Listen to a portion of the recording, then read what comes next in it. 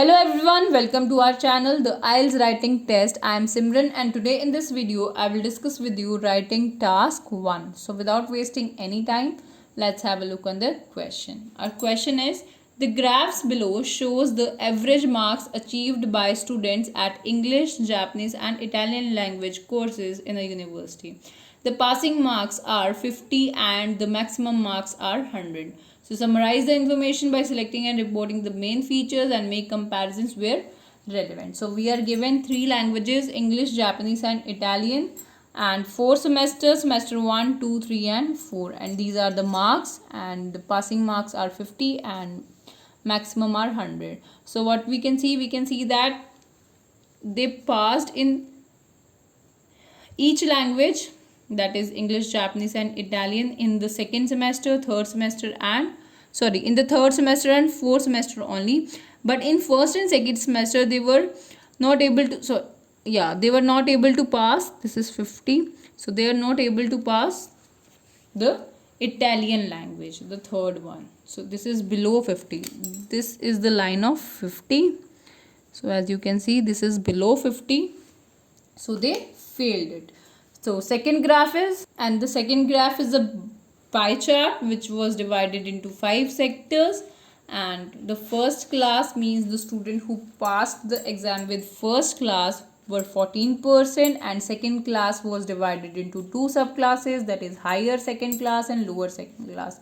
So in higher second class there were 27% students, in lower second class there were 30% students, and in the students who passed with third class numbers, so they were 20%, and those who failed the exams, they were 9%. So let's have a look how we will answer this question.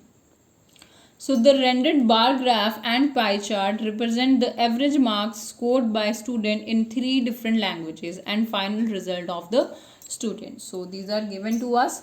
So let's have a look what we will write in the overview. It is vividly apparent that students outperformed in Italian language as they were failed in the first semester, but score rose exorbitantly and left behind English. Okay, so the score rose exorbitantly means it increased exorbitantly.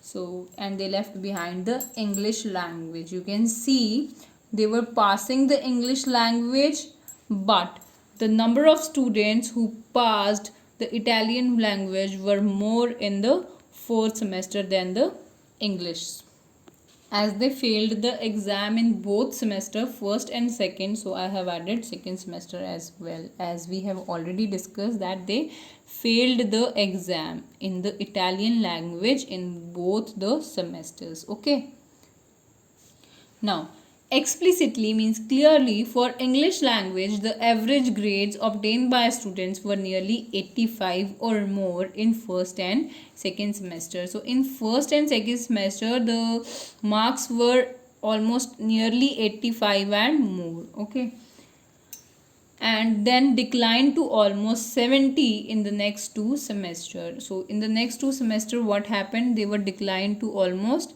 70. After that, whereas in Japanese, average score was 50 for first semester, then performance improved, their performance improved and reached to 60 plus in the next 3 semesters. So let's have a look. So for Japanese, the average score was 50, which then increased to almost 60 plus. It is a little bit more than 60.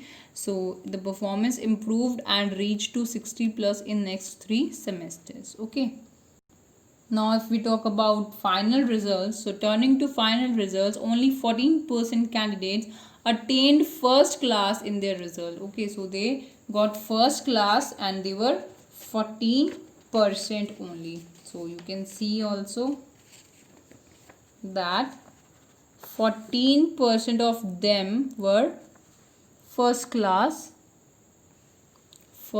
students who passed it with the first class. Okay, and second class was categorized in 2 groups, higher second class and lower second class, and the ratio was 27% and 30% respectively. 1 in 5 got third class and 9% students failed. 1 in 5 means 20%. Okay, we can say 1 in 5 for 20%.